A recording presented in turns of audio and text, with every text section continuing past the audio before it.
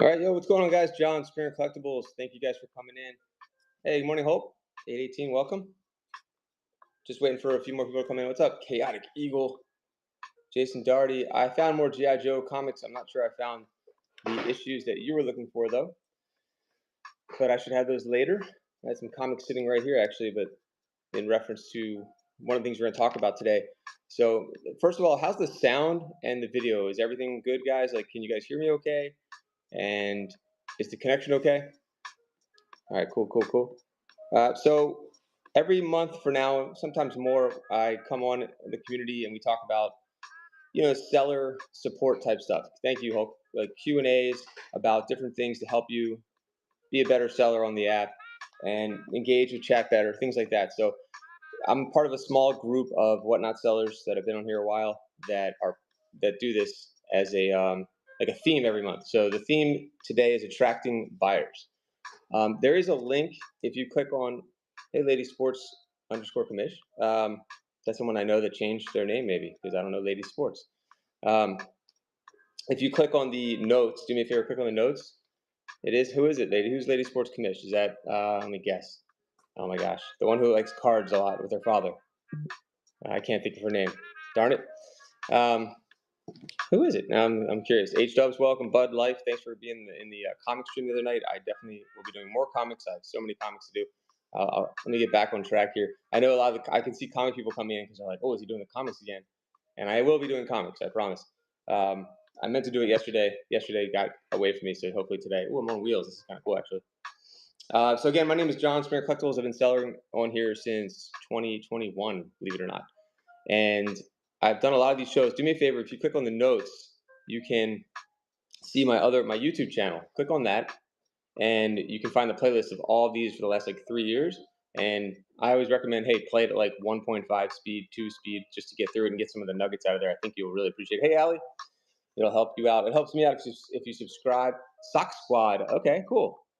Oh, Ravens. Nice. Okay, sweet. Thanks, Lady Sports. I actually have some Raven stuff left over from that lot if you're interested. It's on a separate note. Thanks, Bud Light. In Bud Light, you can also watch all my streams are simultaneously, cast. What's the word I'm looking for? They're multicast. They're whatever. They're cast from here. Thanks, Lady. I have like Ravens sandals and stuff like that, and Ravens like nail stickers and stuff like that. They finally won the other day.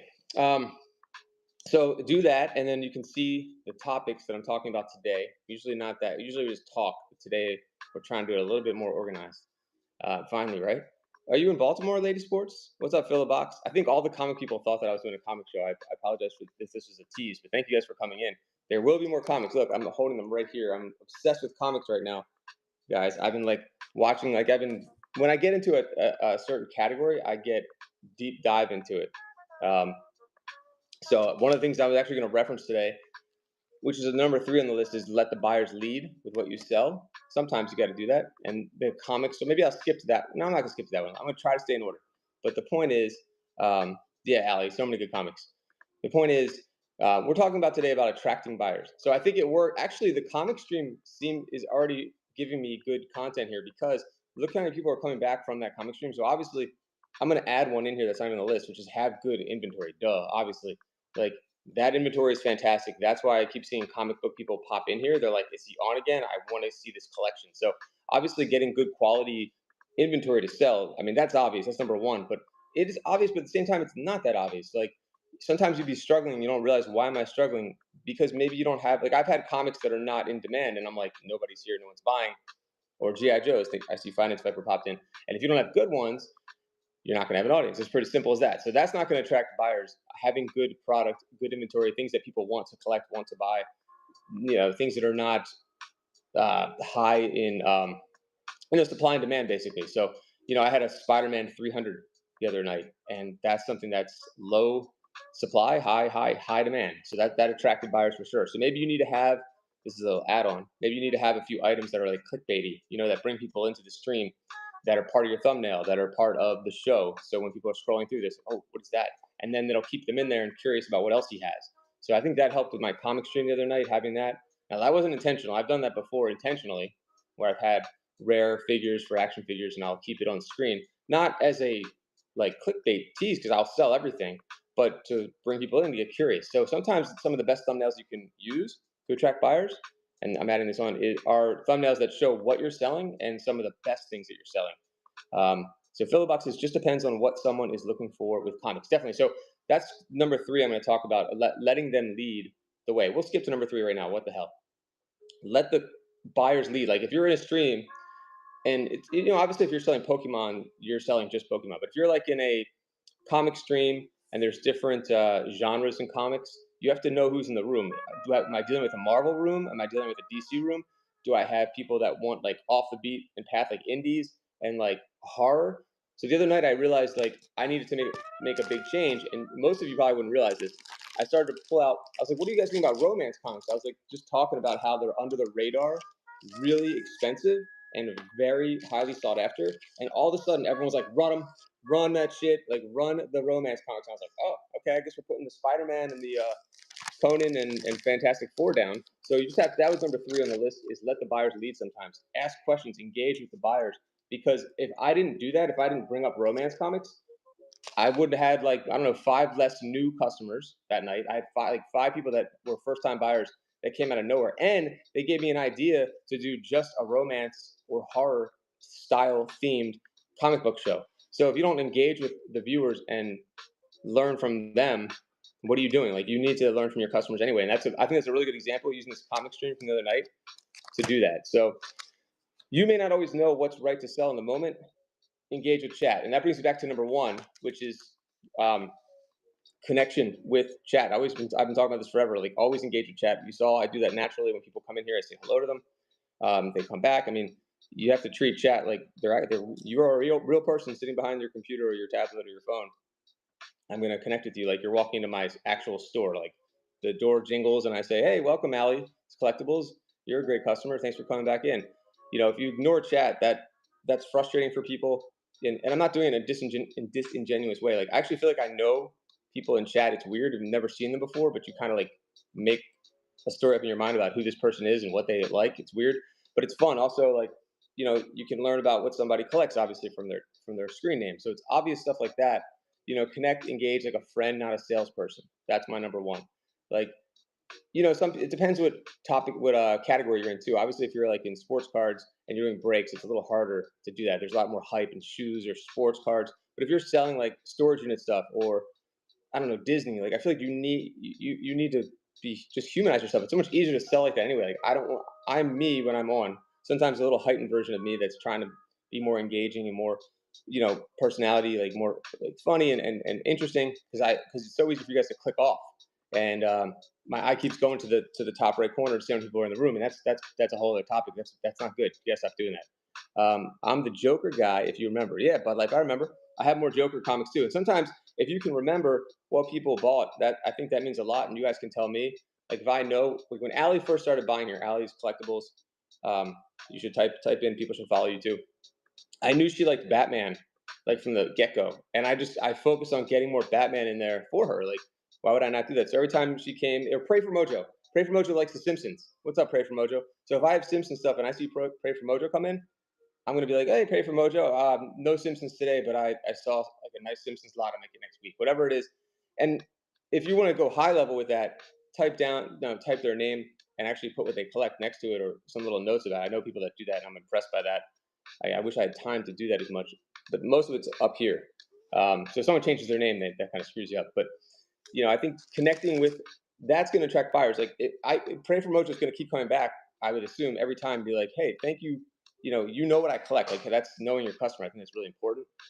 Bravo says, "Hey Springer, normally I don't do comics, but do you recommend setting up showing comics category or estate sales?" That's a great question. I think it depends what comics you have.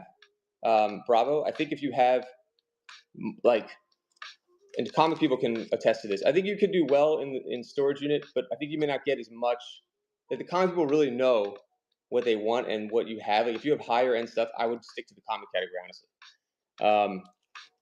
If it's like more general, just bulk, then I would say estate because they're going to be more comic people. If you can attest to this, I think the comic people don't want to see things that are like common to them. They want to see stuff that's more collectible and not just general comics. So I think You might get like some bulk buyers in storage units that want to resell. Yeah, exactly. Thank you. Good. Exactly. We just did the same thing. It depends if they're a collector or a reseller. Also, there's so many little things like that. Like if I brought that Spider-Man number 300 into storage units, I think I would have to hope that there's a couple comic book collectors that understand the value and the comps on that. Whereas in storage units, they may not. And the opposite goes for if I have like 50 bulk comics, I might sell those for more on estate sales, in my opinion. Like someone might want to buy them to resell them, or they don't know as much about comics or the values, and they might buy them closer to comps. But if I put something like that up in comics, it's just a bunch of common comics.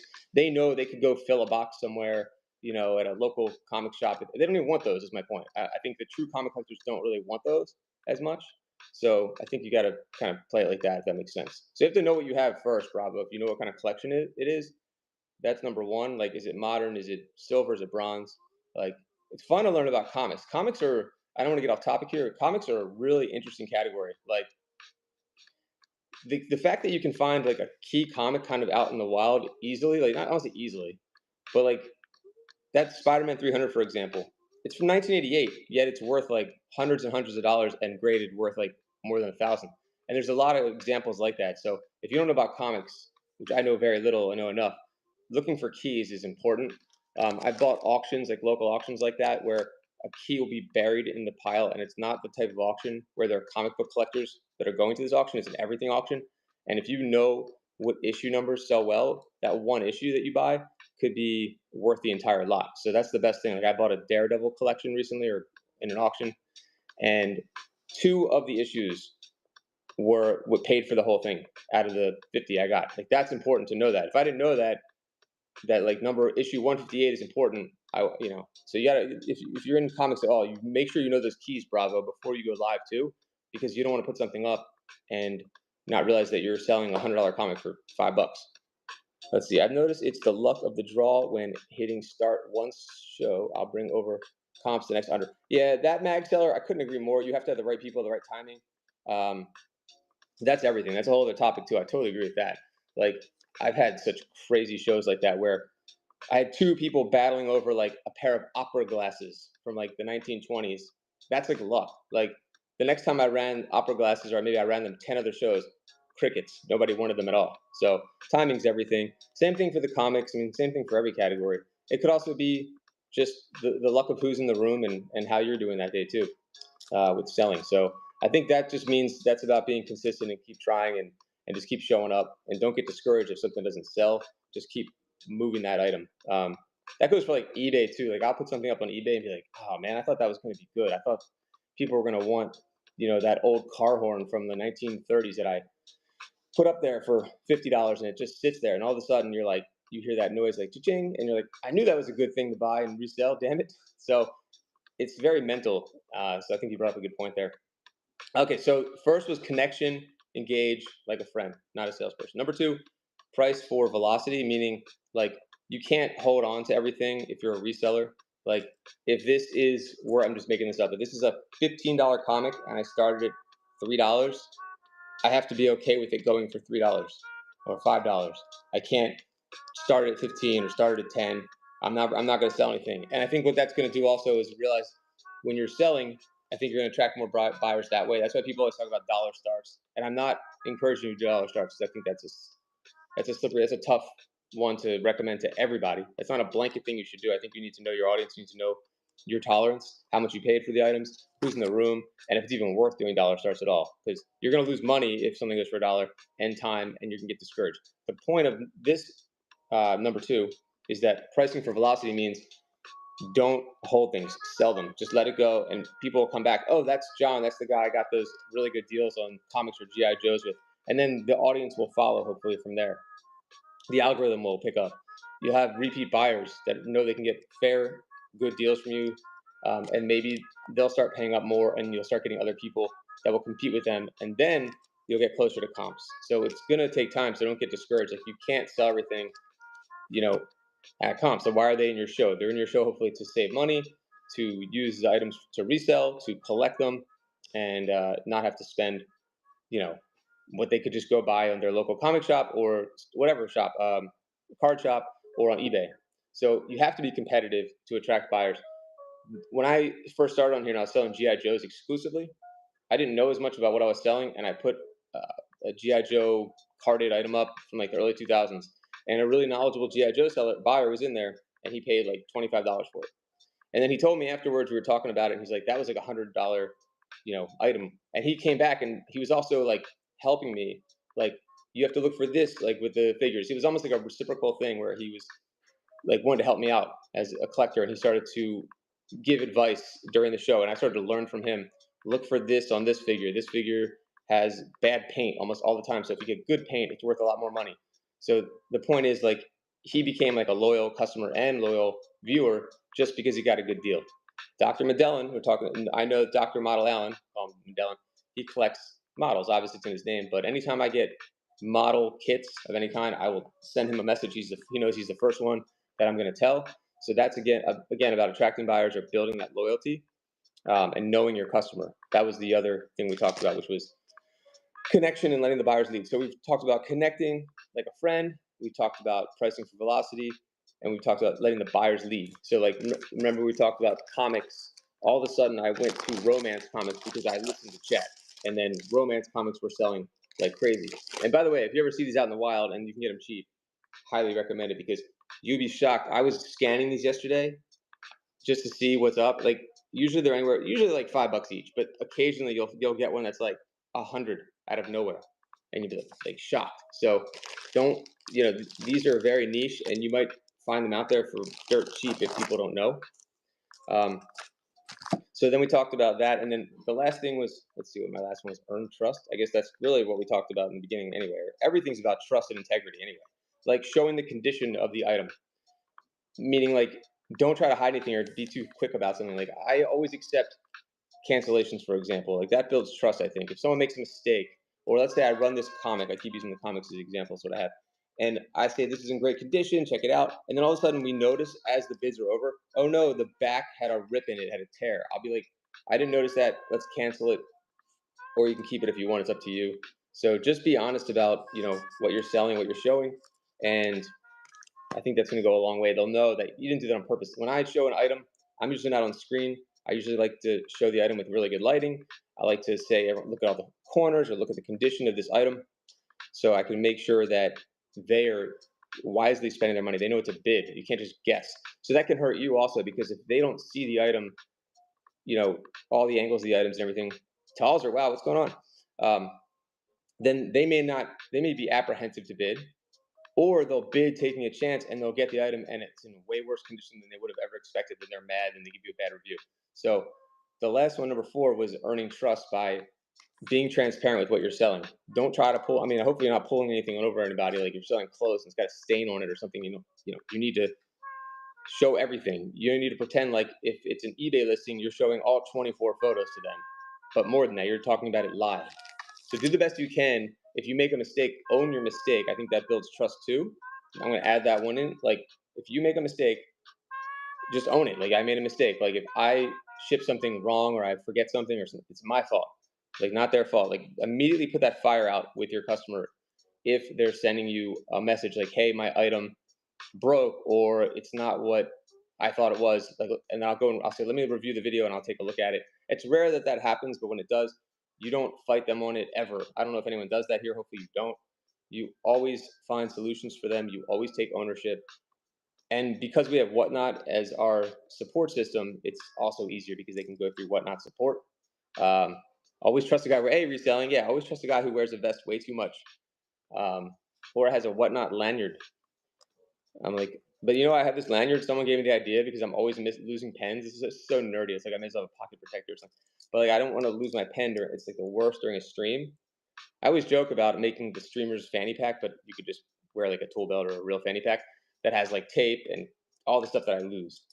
Lanyard canceled out the vest. I love my vest. I need to get more of these though. This is like the best vest ever. It's a North Face something. I've destroyed this thing. Like it's just great. This is a free hat from Uline. You can't go wrong with that. You got to save money. That's another thing. But we're not talking about attracting buyers. When you're trying to build something on your own, you got to cut corners anywhere you can. And I don't care what I wear. I don't care about any of that kind of stuff. I've sold the watch off my wrist during a stream. I don't care about those types of things anymore. I'm getting off topic now, but building trust is so important um, during the stream, during shipping, everything you do. And let me see what other notes I have here. Actually, I'd love to hear from you guys too. I always feel like these talks are always the best when I hear from you guys. So we've talked about four things. I'm reading my notes here. Connection over perfection. Engage like a friend, not a salesperson. Number two, price for velocity. Movement creates momentum and visibility. We're talking algorithm. We're talking natural reciprocity from the buyers who, if they get a good deal, they're going to come back. They might help you. They might bring their friends. Hey, I got really good deals on comics from this guy, Springer Collectibles. SE Toy, I don't know what's going on. Yo, thank you, Deal. I appreciate that. By the way, I don't. It's How are you guys seeing this stream? I still have this like theory that I'm not. It's not. This is supposed to be a featured stream. Where are you finding this? If you're not someone that's already seen me before, like the person Deal Master, for example, is new. So Solar Bear, welcome back. Guys, check out ST Toy Hunter. I have to give a shout out. ST Toy Hunter is an old school seller on here. Talk about integrity, talk about connection, and talk about everything I've talked about. They fit all of those things. Top of your page. Okay, that's great. So it is featured then. Weird. Thanks, that mag seller. You sell magazines, that mag seller? Is that what that means? Let's see, like 5 stars, 4,000 sold. Wow, you should have more reviews, mag seller. I don't understand why I only have 281 reviews. That seems low. It's kind of, I feel bad for you. That's like not even fair. Oh, wait a minute. Are you selling Playboy? Ah, maybe that's why. Maybe people don't want to leave reviews for the. I have so many old Playboys to sell. Actually, you should hit me up. Wow, that's interesting. You do that on here. I don't know if you can do that. Community chat. Thanks, Little Cloud. I appreciate that. Nice, that mag. Yeah, mag seller's killing it. All right. I got a bunch of stuff. I have tons of Playboy. Actually, I have access to. If I should write you down just in case you want to buy in bulk if you're gonna and resell it. What do you think? That mag underscore seller 98. Can you, so you can sell them on here? You don't show like the do you show the centerfolds? You can't do that, right? It's allowed here. Vintage penthouse. Got it. Sweet. What does the best that mag seller when you're selling? Like, what's like?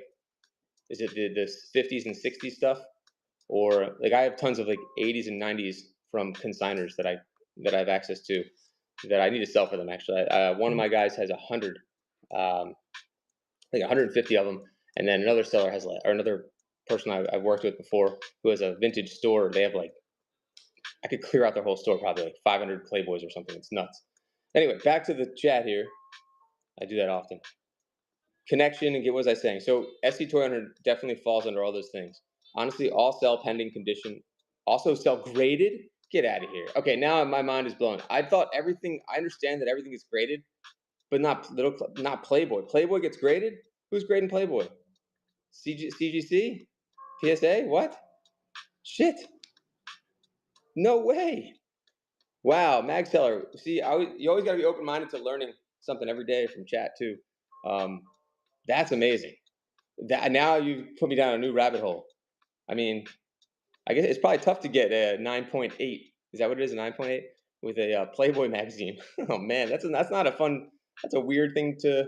No offense, but isn't that kind of it seems like a weird thing to grade? I don't know why. I guess the Donald Trump one must be doing really well though. All right, Deal Master says just look up other sellers who sell those, so you will know to know and not look bad. Yeah. All right, let's see what Deal Master Kim does. Deal Master Kim is seller too. 5 stars. Damn, you guys are killing it. 622 reviews. You should have more reviews too. Almost 7,000 sold in a day shipped. Both of you guys are killing it. Let's see here. So selling new and old, all categories, all genres, anything and everything. I love that. Me too. Anything and everything. And I see you have some cards here. Oh, Deal Master, like cards.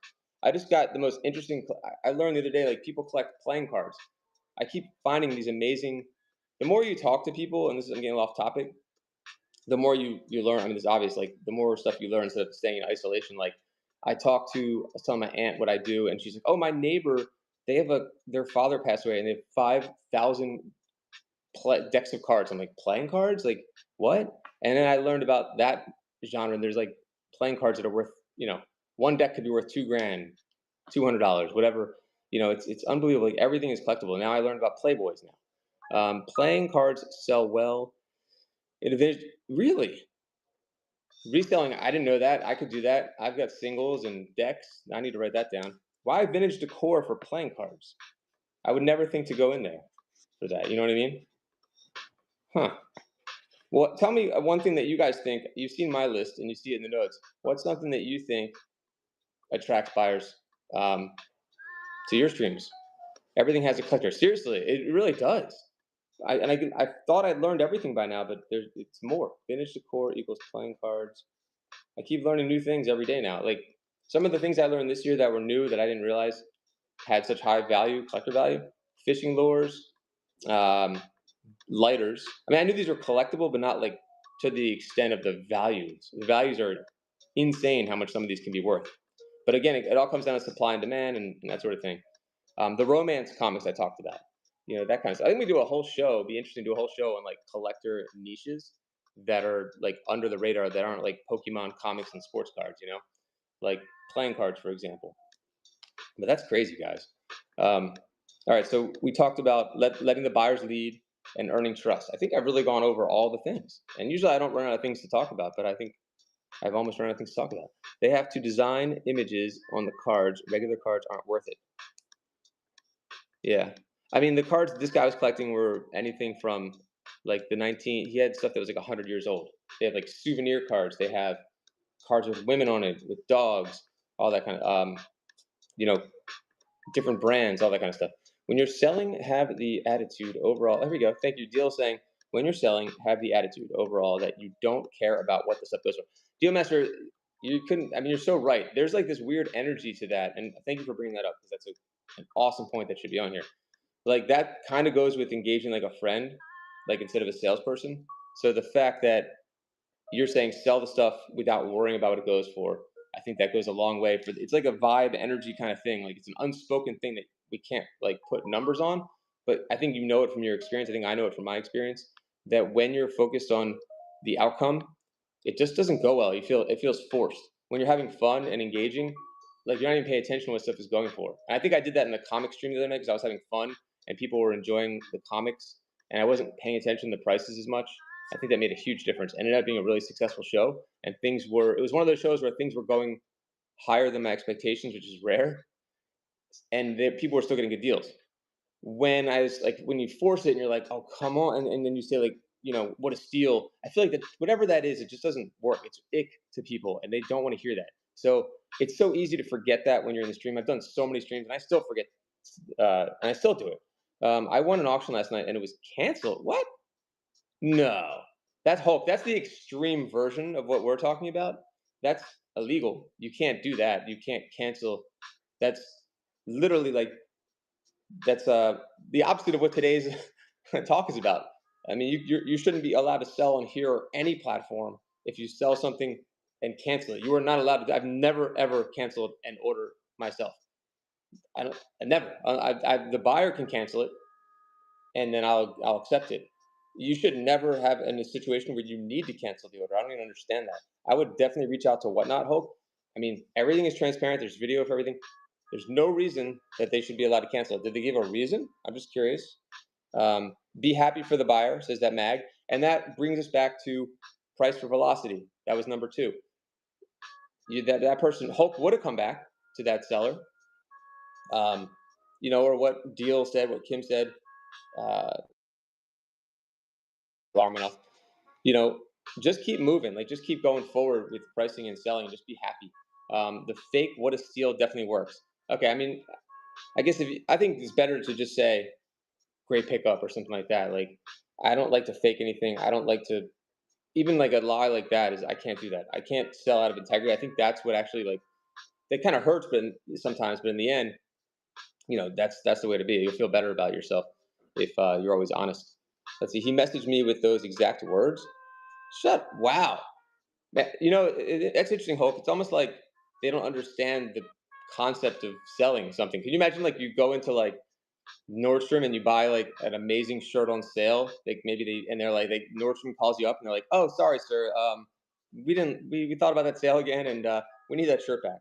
Like, I mean, that's insane. Diamond State says, "Congratulate buyers for getting a deal. Makes other buyers jealous to get their own deal." I totally agree, Diamond State. You just have to just keep moving and just keep selling. Like Kim said and like Diamond said, like don't talk about that at all in a negative way. I have a pre-bid and they canceled your pre-bid. Hmm. I wonder, Laura, there could be some context to that one. I don't know what was happening with that one. Hopefully they give a reason. They lost money. I mean, sometimes you got to lose money. If you don't lose money in a deal, you're going to lose money at some point on something. So that's just how it goes. Um, I never tell the people that are purchasing from me, "Oh, you stole that." They didn't steal it. You gave that to. Yeah, you're right.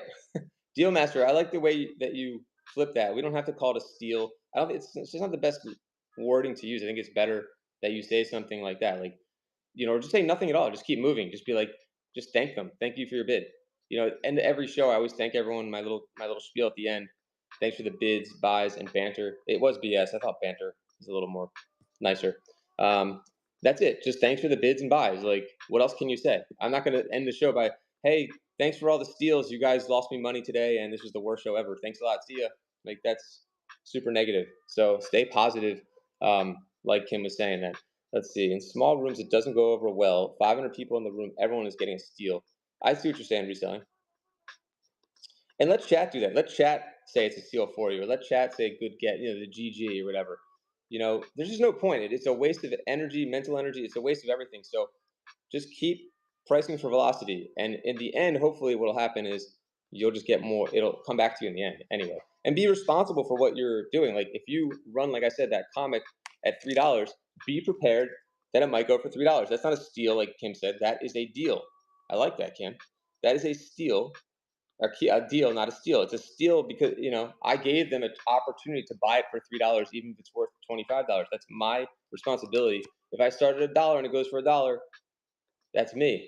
So that's why I tell people, if you're not comfortable going for $1, don't fall into the I got to start everything at $1 trap.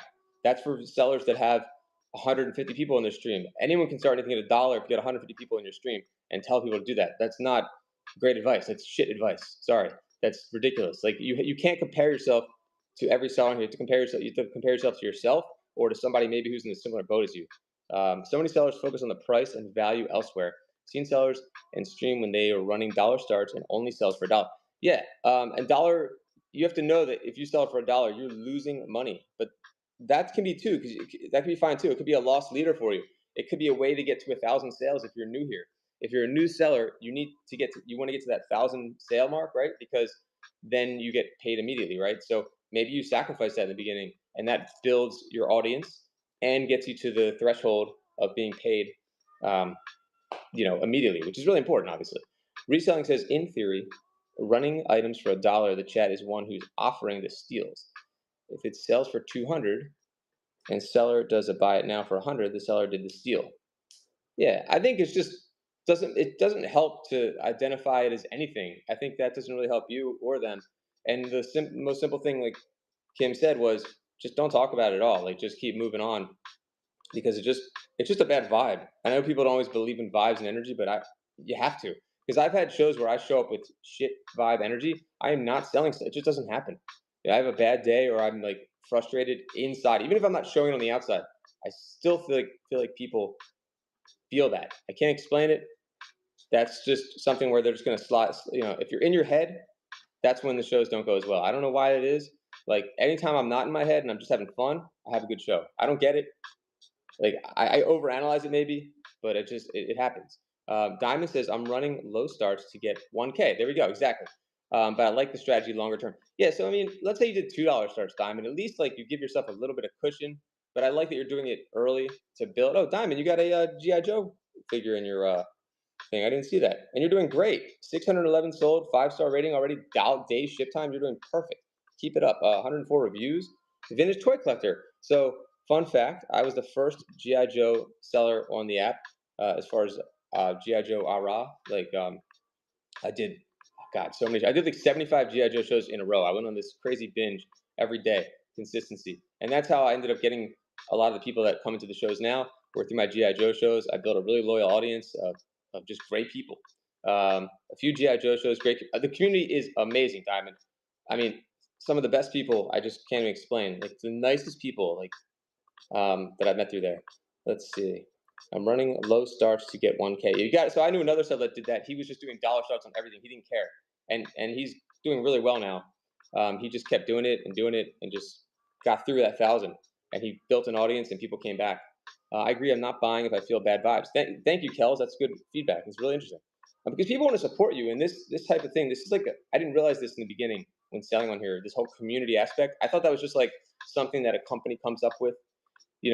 Oh, we're a community app and all this. I was like, I didn't understand it. I'm 47. Like, I didn't understand that there really is this community thing. And I know reselling is cringing right now, me saying this, but it is a community aspect to this app. And you have to realize that, like, why should they support me over all these other sellers? They could just go to another Pokemon seller, action figure seller, or clothing seller. They could go to their local store. They could go to eBay. So they have to want to actually like support you and give you their hard-earned money. So, I think you have to. It really is a community thing. I definitely see people like I've seen that this one seller. I'll say his name. I don't care. Corey Man X. When he's selling, he's got 200 people in his show, 100 whatever it is or more. When he's not, I didn't realize sometimes he's not on camera. I'm like, what happened? He's got like 60.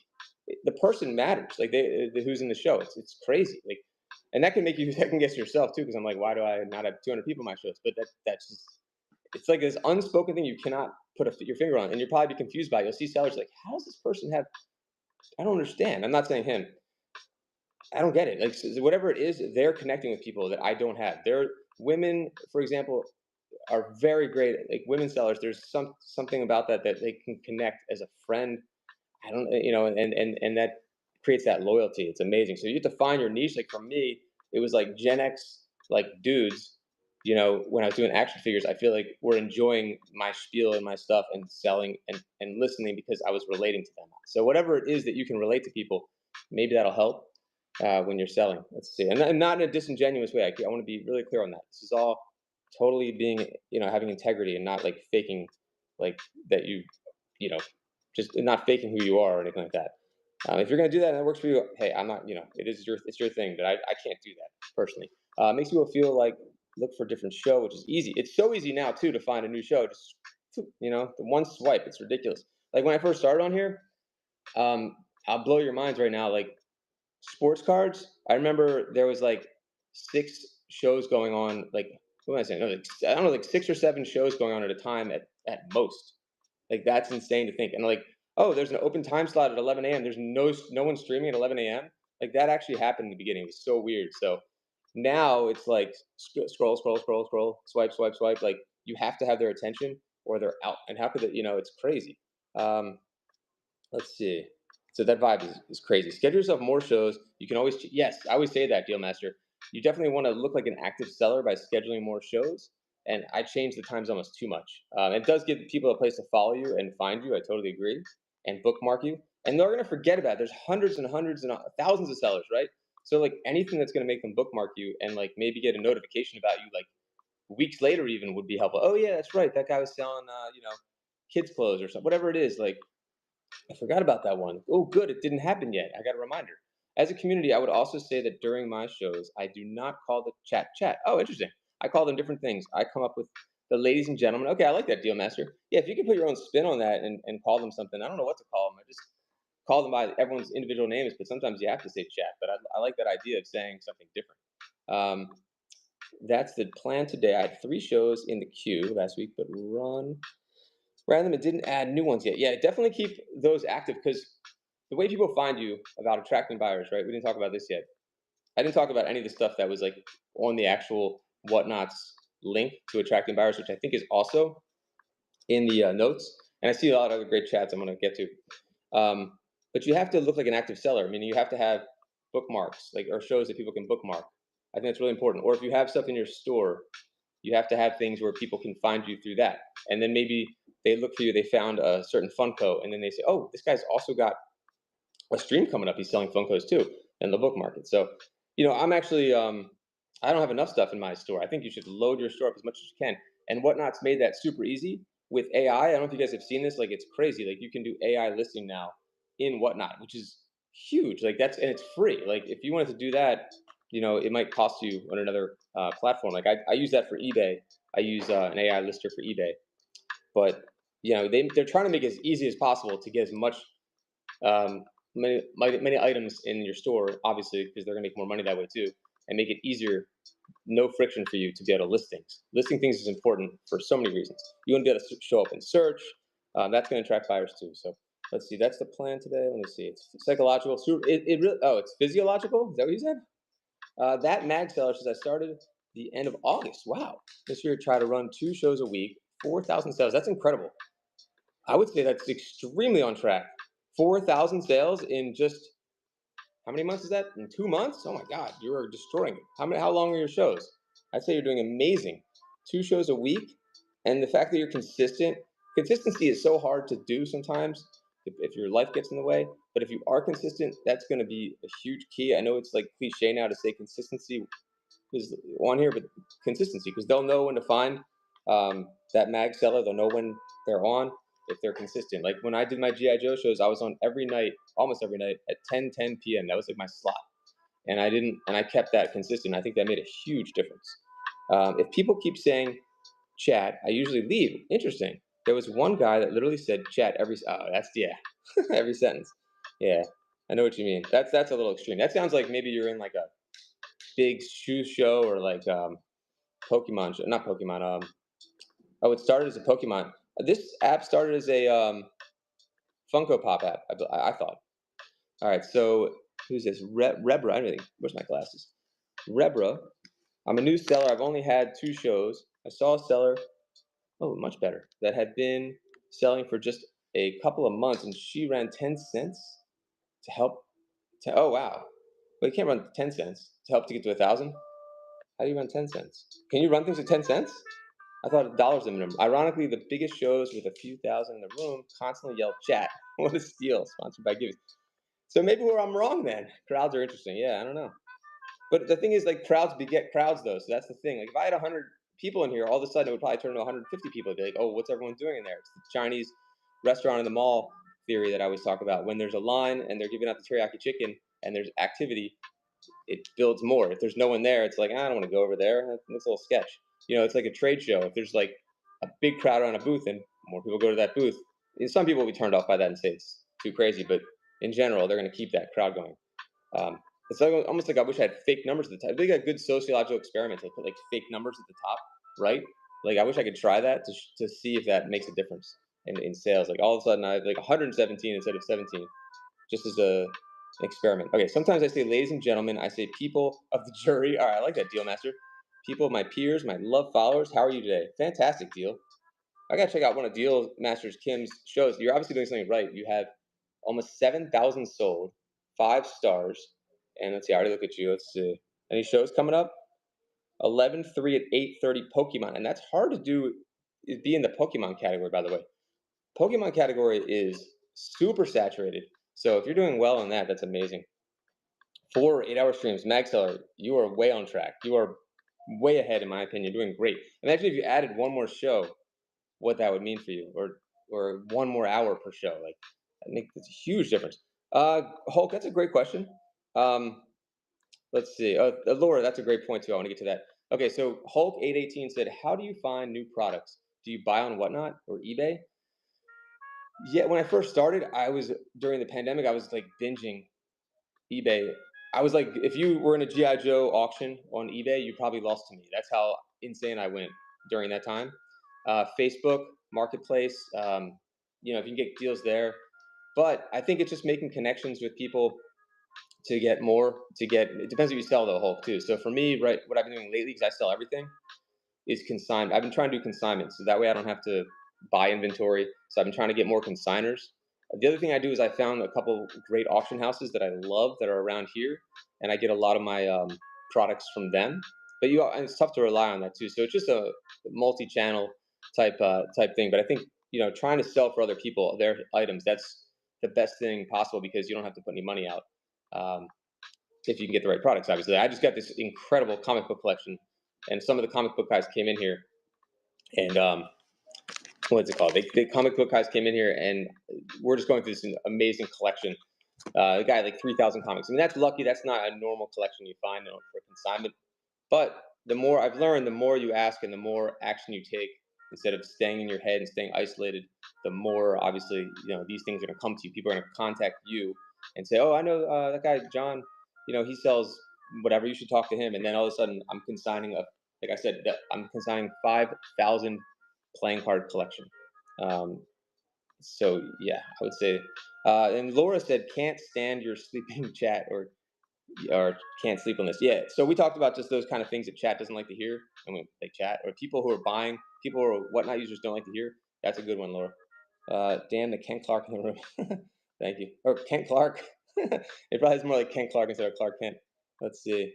The skinny version. Let's see. I'm getting great deals on here. Just turn it. Yeah, if you get good deals, heck, especially if you're a collector Hulk, a lot of people get great deals in here and they keep what they need and they sell the rest. Like that's how that keeps fueling their collection addiction or whatever, is by doing that. So they don't have to keep spending their own money. Because if you're smart enough in your niche, Hulk, you can. Oh, by the way, I have a ton of Incredible Hulk comics. And you can just resell too. I know a lot of collectors that are resellers, and I mean that's what they do. It. They don't do it to make money. They do it to feed their habit. If that makes sense. Let's see here. I wish if I had time to be on here. I do understand you can get some great deals on here. I'm always gonna miss them, or on any eBay. I've tried using ChatGPT to try and find me deals and stuff like that, and train it to do it, but it just doesn't work. I don't know. Gotta go recently. Yeah, thank you so much, that Magstar. I appreciate it. No, Magstar, you are. I'm telling you, you're killing right now. And if you want bulk, I'll send you a message if you want some bulk Playboy. Might be able to get you a good deal.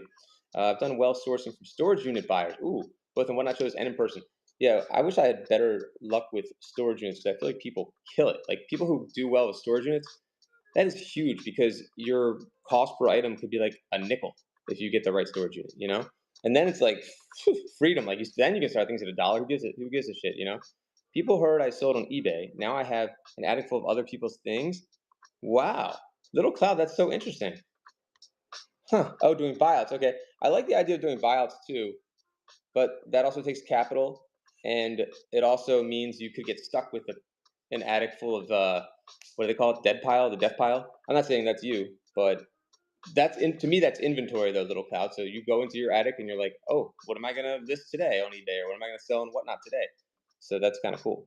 Didn't think of that. Needs to look around me. ChatGPT to find you deals, dude. You don't understand AI. I still think you don't get what AI can do reselling. I think you think it's just a Google search tool.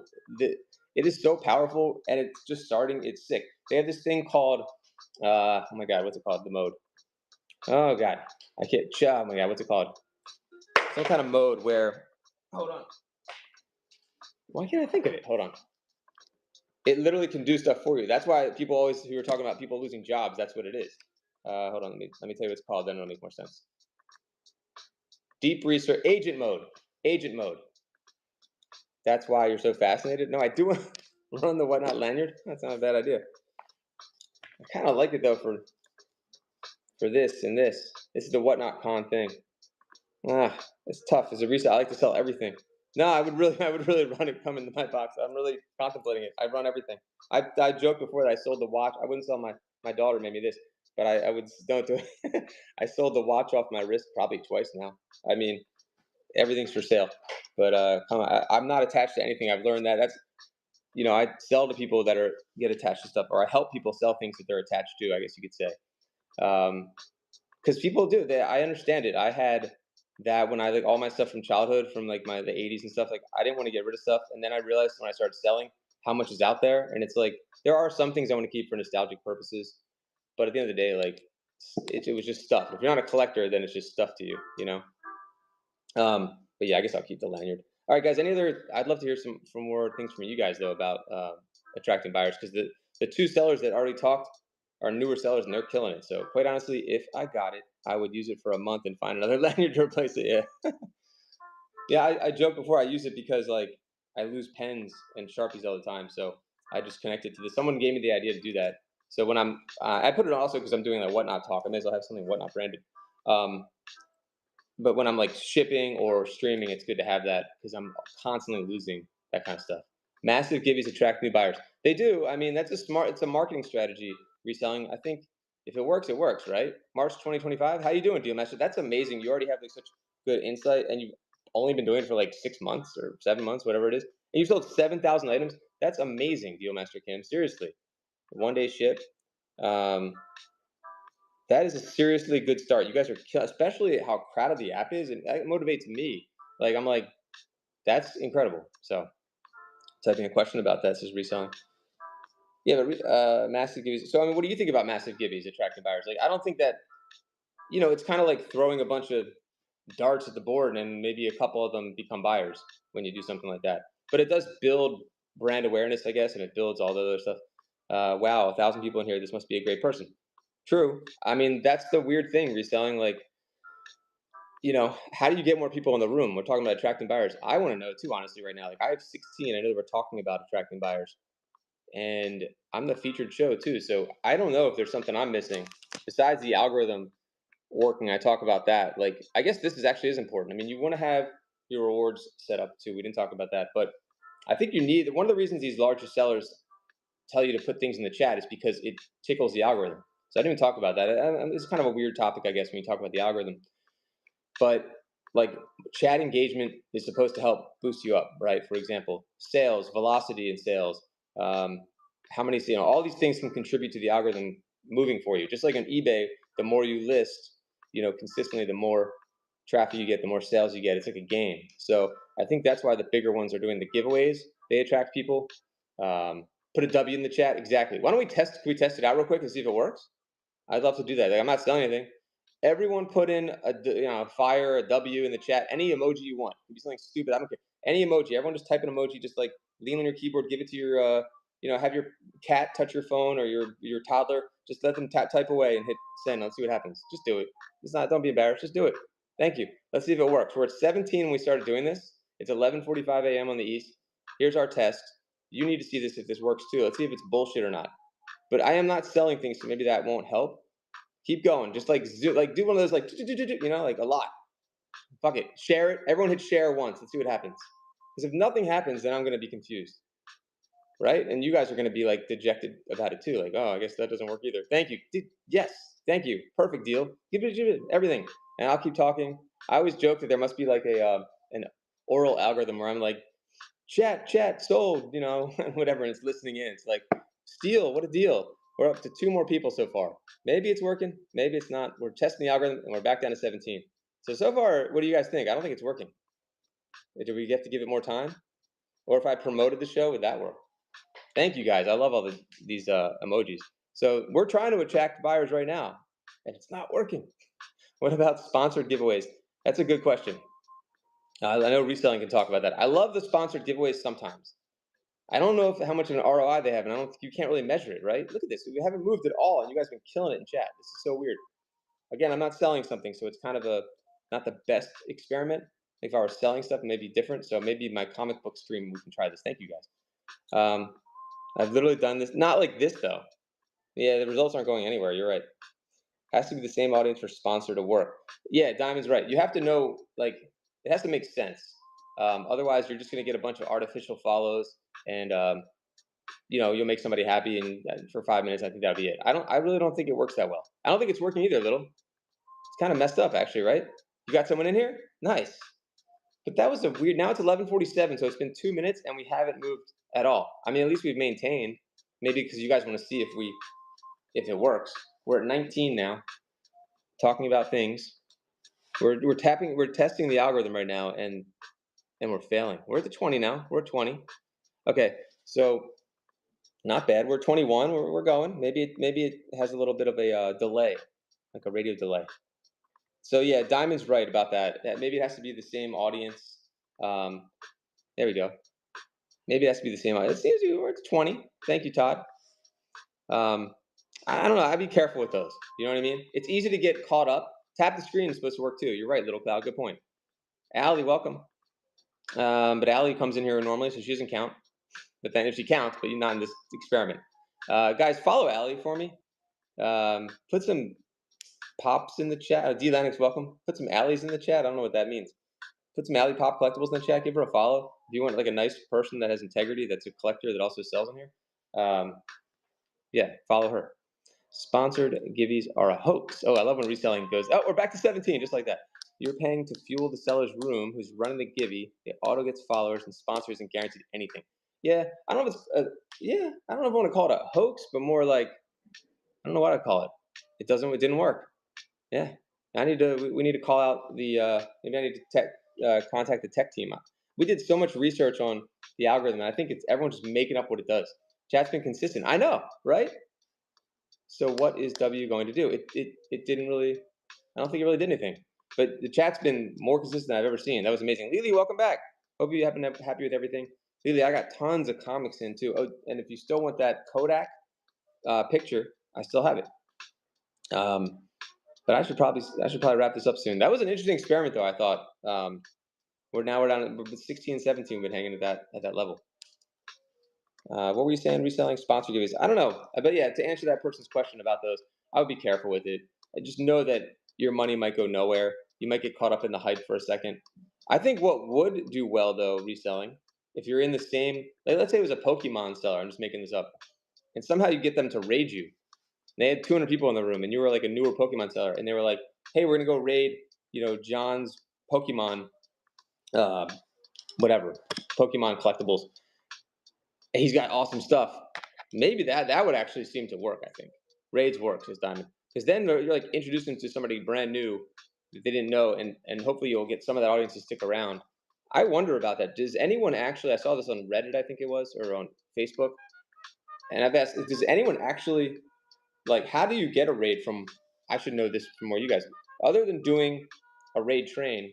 Like, let's say there's a big seller out there. Are they getting paid to raid somebody else, or they're just like doing whatever? Because that's a lot of power to have 400 people in a stream, 200, and just dump them into my stream or your stream.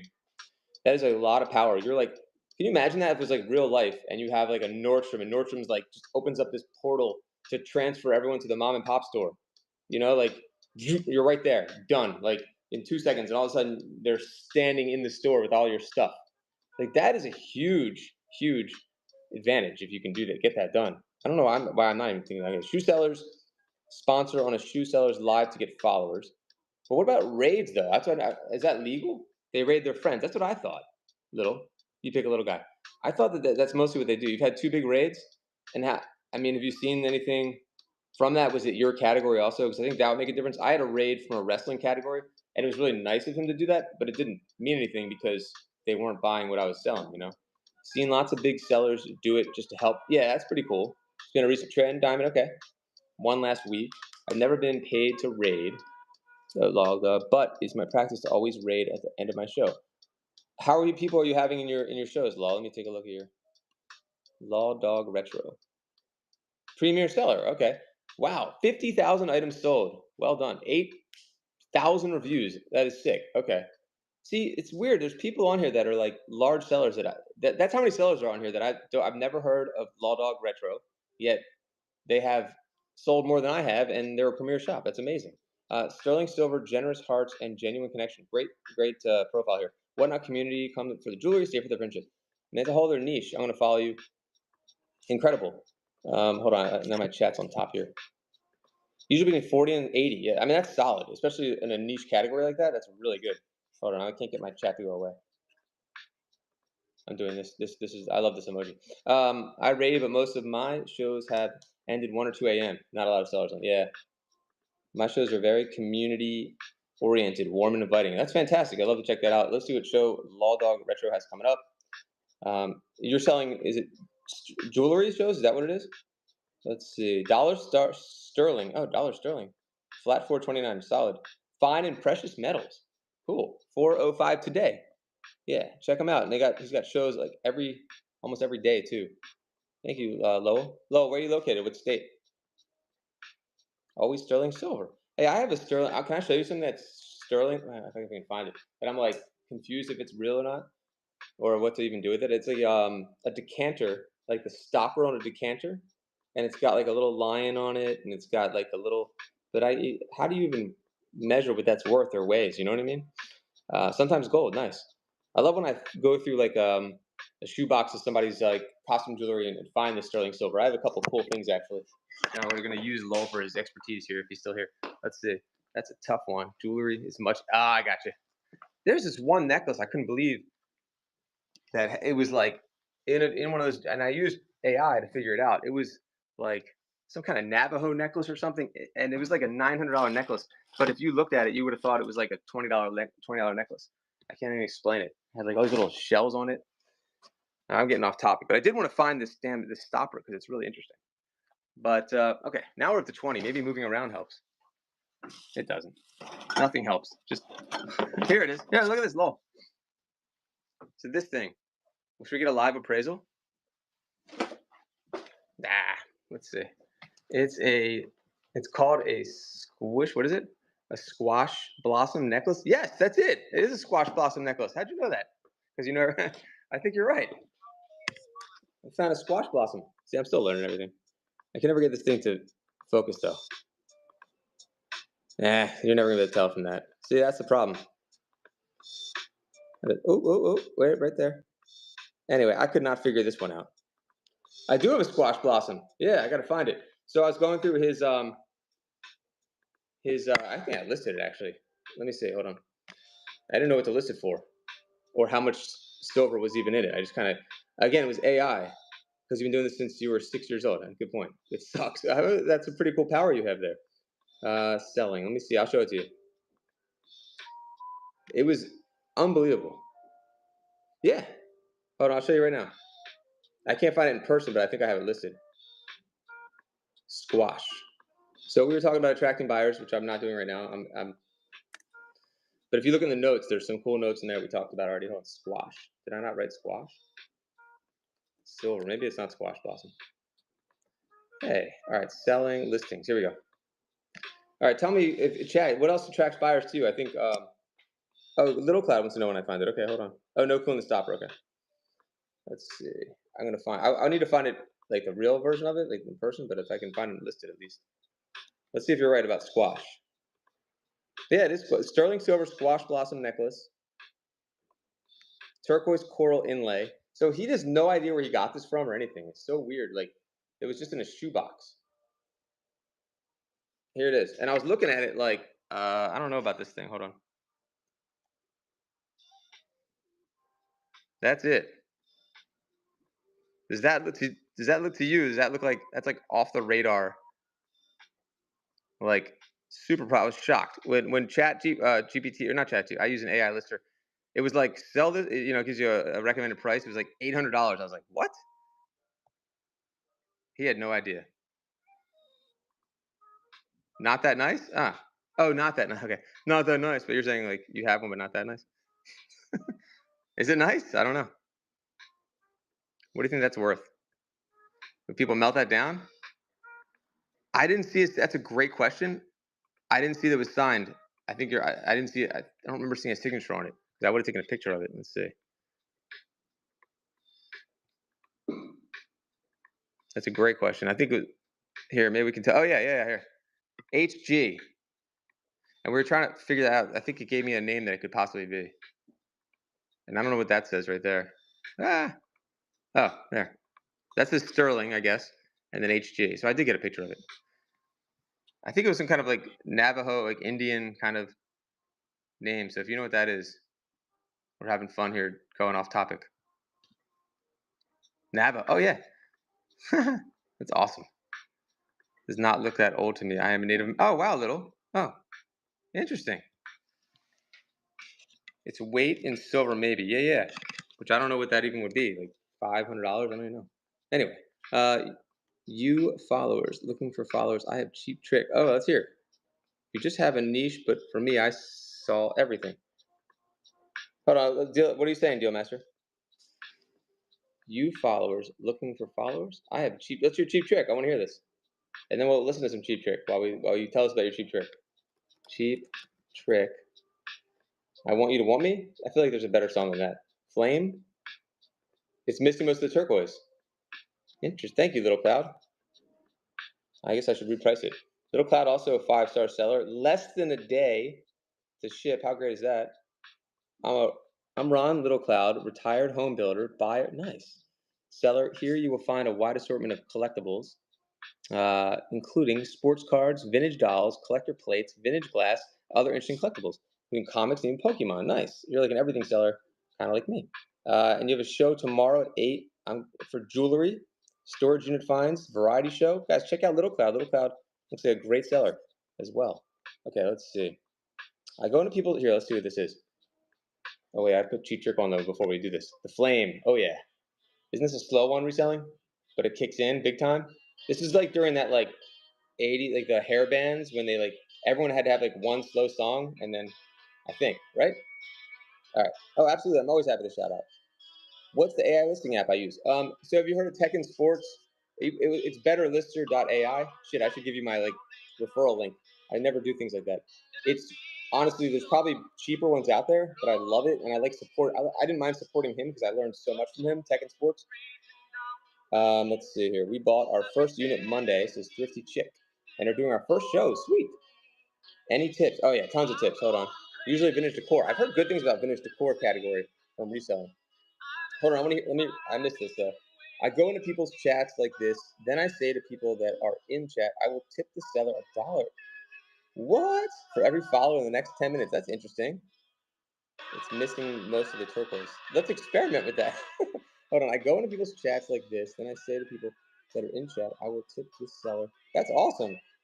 For every follow, whoa, that could be, that's a good / expensive marketing. But if you're in a certain category, that could be really good, right? I love it. All right, how do you keep track of it? Let's do it. Follow me. I tip him $1. Let's try it. Oh, this could mess with the algorithm too. Let's see, Deal Master. Deal Master, the best. I tip each time I raid $5. Oh, that's smart. So wait, you raid somebody and then tip them? Who you raid? So not only are you raiding them, but you're also giving them money. That's phenomenal. And then they'll remember you. Oh, you guys, these are great suggestions, guys. See, this is what I'm talking about. When chat talks about stuff other than what I'm talking about, we have like, I need to write these down. These are like great, amazing advice. And you do that too. Wow. See, just when you think like, there's nothing else to think about doing, newer sellers come up with new ideas, right? Because then you get stuck in your head and you're like, I got nothing else. That's amazing. So, tip for follow. I guess that's cool. And then tip on a raid. All right. We're still at 17. 4 followers in 9 minutes. Let's go. Now I'm hyped. Deal Master, check out Deal Master Kim. Follow now. You better follow Deal Master Kim. Let's see. My hourly rates depending on it. Selling new and old, all categories and genres. And if you follow, I'll I don't know what I'll do. Do a giveaway. You can choose the song we listen to. I don't even know. 5-star seller. When's your next show? Let's see for real. 11/3. We need you to get live before then. Let's see. I'm your 64th bookmark. Pokemon Pocket Cards or Pocket Monster Cards. A lot of people know they're called that. Pokemon. You have 64 bookmarks on a Pokemon show. 123 on his. Jeez. Hold on. Time out. I need a record scratch sound. Wait a minute. The amount of bookmarks you have is outstanding and incredible. How do you have 133 bookmarks for your storage bin thrift show? Please do tell. What? What? Hold on. When I get rated, I do sterling silver chain on pendant giveaway. Damn. And promote the person. You guys are awesome. You guys are really hustling. I love it. Putting your money where your mouth is too. Bookmark my upcoming shows. So that's Lady Sports. Yeah, check out Lady Sports Commish. How do you have 133 bookmarks? That's incredible. And Lady Sports also another 5-star seller. 1.6 thousand sold. Welcome. I am the sports commissioner, formerly Sock Squad. Just a little bit about the commish. Many know I'm a lover of sports. I specialize in embroidery patches. I'm a girl who loves her sports. Nice. That'll make you stand out. I've been an online seller on several platforms for 20 years, over 20 years. Come say hello. Great profile. You got a picture. That's awesome. Sports, fans, accessories. Love it. All right, cool. And you got a show coming up. 11/1 at 6:55 p.m. Or let's get crazy. Mystery boxes, other accessories, hat pins. Oh, hat pins. That's interesting. I have a lot of pins to sell from an estate kind of thing. All right, check her out. 5 followers, 8 minutes left. Sweet. Oh, you say within 10 minutes. That's brilliant. Wow. That must be crazy during like a big show. $1 for each one. Hey, buddy. We bought our first. Oh, Thrifty Chick. I'm sorry. Let's get back to Thrifty Chick. I don't know if she's still there. I mean, do things like this. Go in the chats and tell people that you have a show coming up. If you didn't already name it your first show, definitely do that. I think that goes a long way in the title. Let's look at your your profile. Okay, so wait, Thrifty Chick has sold 6,000. You mean your first storage unit show? Is that what you mean? Because you have, let's see. 6,000 sold, 5-star rating. That's incredible. Also, all of you guys are killing it. Let's see. Thrifty Chick, I think you should update your profile though to tell a little bit about yourself. I think that's always a good thing. And you have a show on 1031, live unboxing. Okay, your first storage unit. That's what I misread it. Okay, got it. I mean, if you unboxing is really great. Got it. Yeah. Okay. So, yeah, you definitely don't need advice on selling. I would say you probably. I mean, I personally would want to know, depending on how many people are in your show, you probably want to know a little bit about what is in the unit because what if you only have like 10 people in there, and that would be the only tough part. I think it would be good to know what's in the unit. So, are you unboxing it live, or do you already know what's in the unit? And definitely get someone to help you if you're not already doing that, because I don't know how big the unit is and how many things are in there, but it sounds like something where you're going to need assistance kind of opening things. I've never really done like an unboxing at a storage unit, but I've done like maybe something like that. Definitely have like a folding table or something where you can like have a home base and put everything out on there and get organized, because it can be kind of a mess if you're just kind of moving around. Have your tripod with you, the obvious stuff, I guess. Let's see. In your bio, don't talk so much about yourself, but talk about what you sell. Yeah, I like that. I agree. I mean, it's good to know a little something about the person, though, right? As long as it's not like in a narcissistic kind of way. Like if it's just like that other person, the sports commission said what they've been doing, what they enjoy. I think that was kind of cool. Um, okay, my biggest fear is not knowing. The few boxes we open are crazy good. All right, the unit's had for 20 years. Wow. So I think you got to kind of like see who's in the room and read the room too. Like we talked about, like letting the buyers lead, because maybe you might have some real fire stuff in there, but if there's only one person that, let's say it's coins or watches, but maybe only one or two people care about that stuff, then it's going to be dead. Like, or comics. If you only have one comic book collector that knows, you know, like that romance comics, for example, like I said, sell well, and you start running those for $1, you're going to get 0 bids. So I think you definitely need to know who's in the room and how many people are in the room before you just start throwing stuff up there kind of nonchalant. Um, let's see. Try to get some sort of theme if you can. Like instead of going from like Barbie dolls to silver coins, I feel like you have to have some kind of flow to it. Maybe depending on how many people are in the room. That's huge. I watch a certain person that does live unboxing, and I love it. It really keeps you engaged. That's true. So I think it's good to do that kind of live thing to show these items, and some of it should be a surprise for you too. I think that's going to make it more exciting. And then you can decide if you're going to run it or what you're going to run it at. But again, you need a helper. Like honestly, if you don't know what's in there and the values, let's be real. Like you don't want to do something stupid. You don't want to make bad decisions. So you need someone else in there, almost like behind the scenes comping for you while you're doing the show. I think that's smart. And then they can kind of like tell you, okay, start. This is like that necklace I found, for example. Could you imagine if I found that necklace in the box? I almost did this too. Like I almost took the jewelry box. So he had a shoe box of jewelry, and I was like, I'll just put that on whatnot, and I'll just let people bid on the costume jewelry. Imagine if I put that squash necklace out there. Like I'm all about giving deals and stuff, but like, what if that could have gone for $5 and it's like a $500, $600 necklace? That's all I'm saying. It was a man in the military overseas in Japan found his license plates from Japan. Whoa, that's crazy. All right, cool, 50. Oh, license plates here. If you're looking for Guru of Garbage is a big license plate collector. The Guru of Garbage. Definitely tag him for your show, or I could tag him if that's what you mean. $7, 4 minutes left. We have 4 minutes left. Amazing, guys. Follow Deal Master Kim. I know I'm forgetting to tell everybody to do that. Know your products well. Frustrating to ask your viewers, how much is this? Yeah, that's a good point, Hope. You definitely need to know your stuff. I think it's okay to have humility and not know everything, but yeah, don't ask for them for comps either. You're right. The jewelry boxes are full of jewelry too. Yeah. So if you don't know about jewelry, like I am still learning, like that squash necklace or whatever, like it's not worth making a mistake because it's exciting to unbox. Does that make sense? Like that might require a little research. If you're unboxing stuff that's more common knowledge that you already in your realm of things that you sell and that's different. But I would be careful. Like if you were, let's say you were didn't know anything about Pokemon and you were unboxing Pokemon and you didn't have a lot of people in the show. What if you didn't know what a Charizard first edition holo was? You know what I mean? Like you could be sitting like a $10,000 card or more and not even know it. That's all. That's my only point with being careful. I know it takes the fun out of it, but you know, like I think you should definitely like do a little bit of due diligence. I'd say. So that will wait a little. Yeah, exactly. Yeah, if you don't know about jewelry, because what if there's some just amazing stuff in there? Like you have to look for certain markings and all that kind of stuff. So tip the seller $1 for each follow I get. Love it. So Deal Master Kim, we have 2 minutes left to follow her. Everyone in here should be following Deal Master Kim, whether you're helping Deal Master, who's giving great advice today, also, or you're helping me, you're helping both of us. And honestly, I think I think when they go live, I think the algorithm helps too. Like if you're following certain sellers, I think that also helps. I forgot the formula with that. If you go into their show, or if you're following them, then their followers they get suggested to you, I think, stuff like that. So that's another way to do it.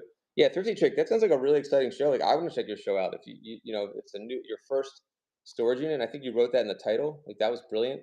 Let's see. 1031, so a Halloween show, live unboxing of our first storage unit. That's awesome. What is it? For myself. I've seen that so many times, but I don't think it was yours. This is mine. I did sell one of those from that guy's collection from Keith, but not from, it was in Keith's stuff. You don't have another one? I don't see it. It's been sitting for 3 years now. 3 years? No, it has to be. Oh my God. Yeah. Should you check upstairs? In the attic? The irony of that one, that's like the most common. Let's see if I can find one of those somehow.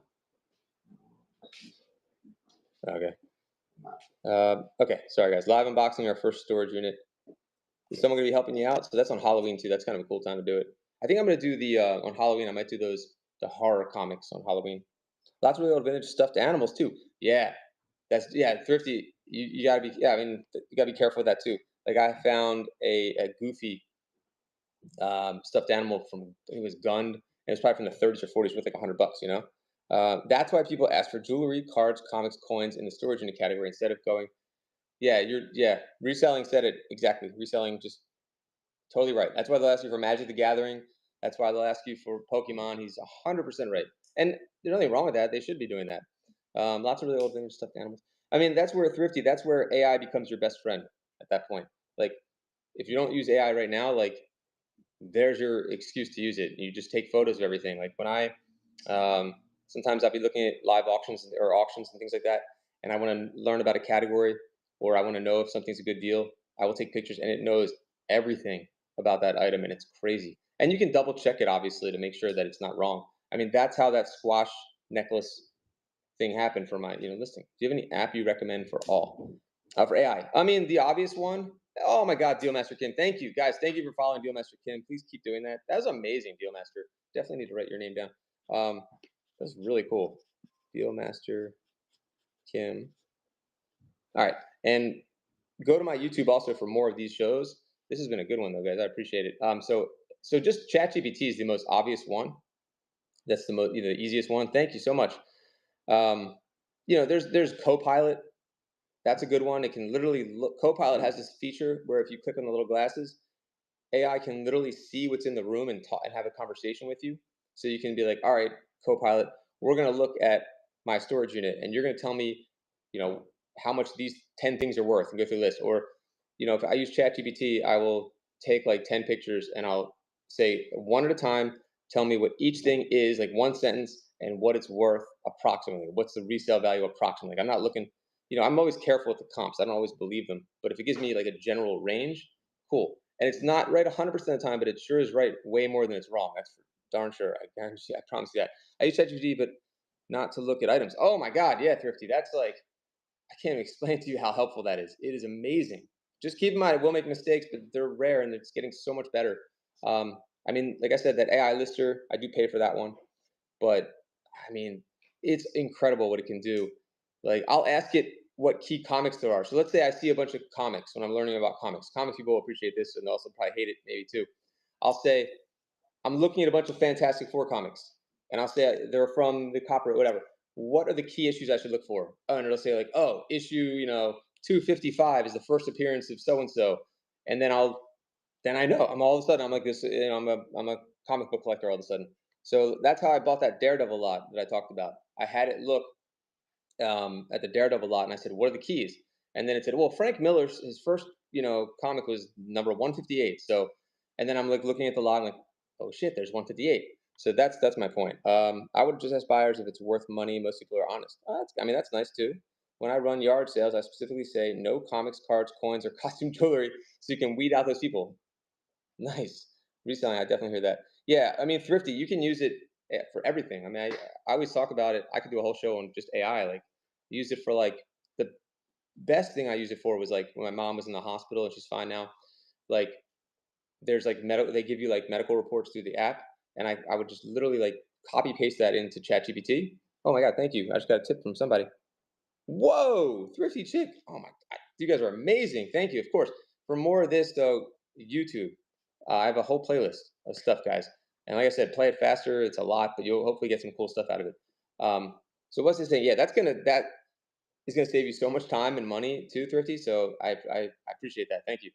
But for her medical stuff, I loaded it in there. So if you're who knows how to talk to a doctor or surgeon like the right way, and it told me what she had. It was, saying like, oh, it's this growth has to, and I was like, she's gonna have surgery. I was like, should she do this or that, laparoscopic or not? And it had a conversation with me. I'm not saying to rely on it, but I was able to speak to the surgeon. I was able to speak to the doctors about that. Like, I even saw things in it, even saw things on the scan that they didn't talk about. I was like, are you gonna talk about such and such that's on the scan? They're like, oh, we didn't even think about that one. Oh, we should look at that. So my point is you can use it at a really low level, which I know that reselling things like for Google-ish kind of stuff, or you can go crazy and use it for, you know, real life stuff. I only buy cards, 90s cards, really, because they're so cheap. They are so cheap. It's the junk wax era for a reason, right?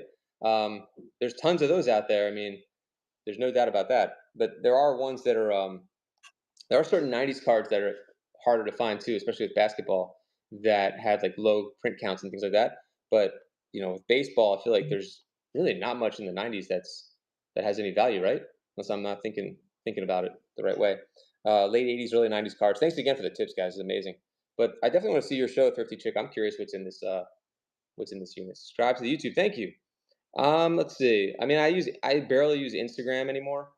But I do have an Instagram because when I first set up with Whatnot, they were like, you got to have an Instagram. So I did Springer Collectibles for Instagram also. And on Whatnot, or excuse me, I guess I can. Yeah, I'm on eBay. That's about it though. YouTube though, I kind of go back and forth about building that channel. I have all these ideas and I just haven't, it's like hard to find the time because you want to be selling and not doing that stuff. So you'll find that it's a weird channel where there's like a lot of silly stuff. There's a lot of all my YouTube shows, all my Whatnot shows, and then there's these. So check out the seller Q and A's. I think the seller Q and A is gonna be the most valuable for Whatnot sellers. There's so much stuff on there. Editing it does take up time, but there's AI for that too. Honestly, I've used AI for making shorts and things like that. But editing video sucks up time big time. You just try to clip something and make it smaller or just try to clean it up.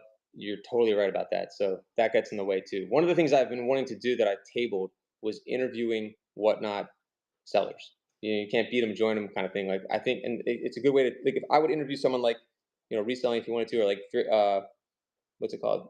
Then what was it Kim? Deal Master Kim. Like it would be interesting to interview people like that. Like I've interviewed collectors before, and I think that helps them, and it would help my channel too.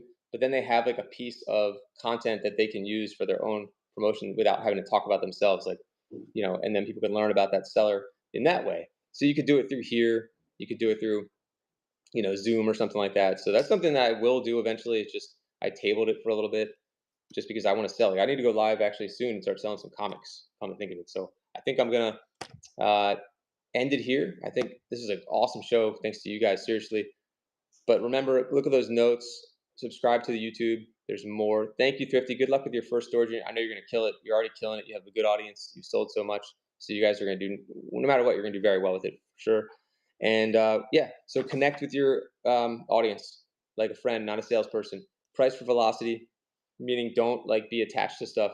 If you can't sell comps, that's fine. Just get the least you're willing to take, basically, and be happy with that.